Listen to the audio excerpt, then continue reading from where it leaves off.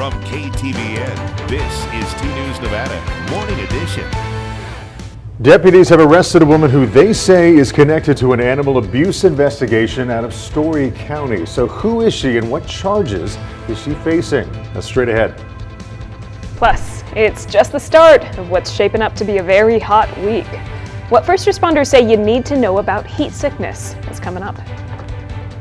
A warm day in store with triple digits arriving this afternoon and a warm start to the day with 70-degree temperatures. More on this right around the corner. Good morning, it's Monday, and thank you for starting your day with us. I'm Kyle Louder. And I'm Faith Justice. So glad to be with you, even as we wake up to what's not looking like a fabulous day. It didn't even cool off last night. Usually we get the temperatures dropping down to maybe the 60s, high 50s, even open the windows, doors, let that cool air. It didn't happen last night at all. No, and I think today might be the hottest day of the week, but to be sure, let's check in with meteorologist Barrett Vincent now. Good morning, Barrett.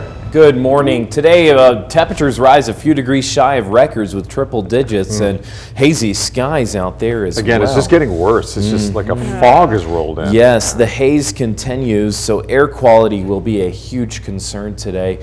So keep that in mind and maybe limit the outdoor activities today. We'll see those winds pick up today and tomorrow a bit to help clear things out, but a warm day in store with heat advisories continuing. Some isolated thunderstorm activity as well presses to the Sierra Crest with hot, dry, and breezy conditions today for lower elevation valleys. On the way to those triple digits with 70s this morning, we'll be seeing temperatures rise from here with 90s after 11 with triple digits after 2 o'clock for 103 degrees today, just shy of records being set in 2014 of 105 degrees.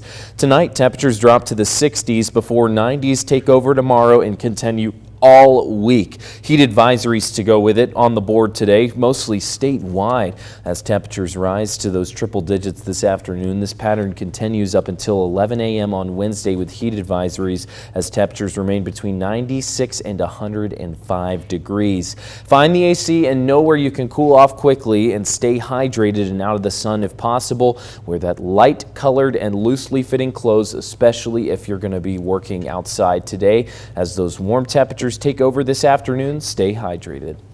All right, thank you, Barrett.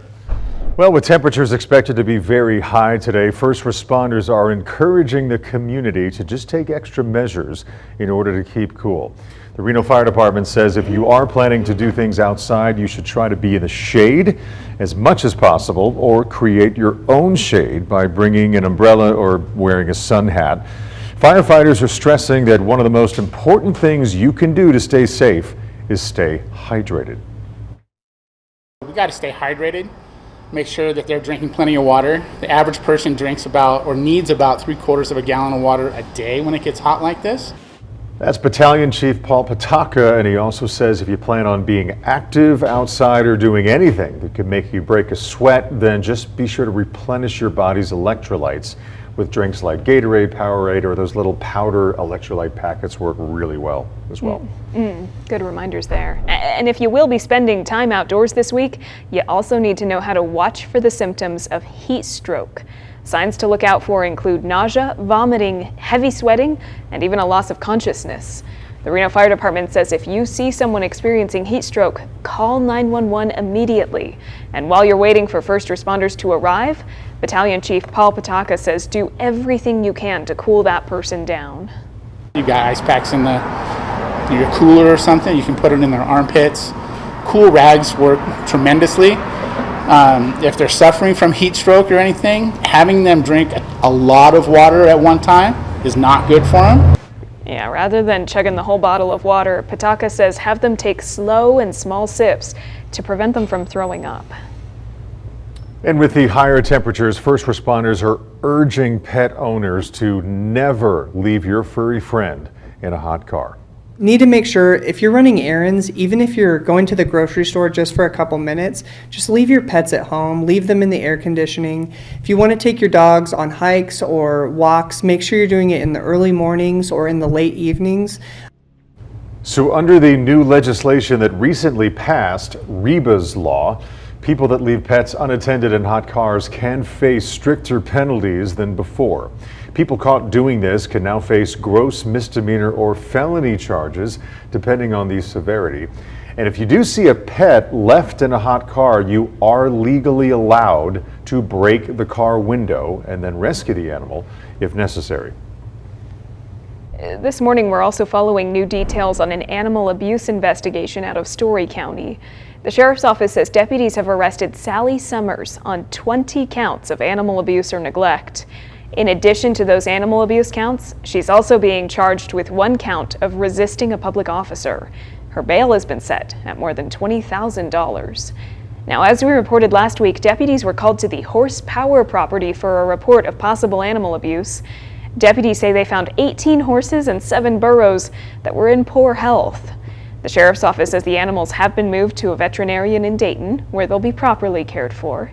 Deputies say their investigation is still ongoing and further charges could be coming.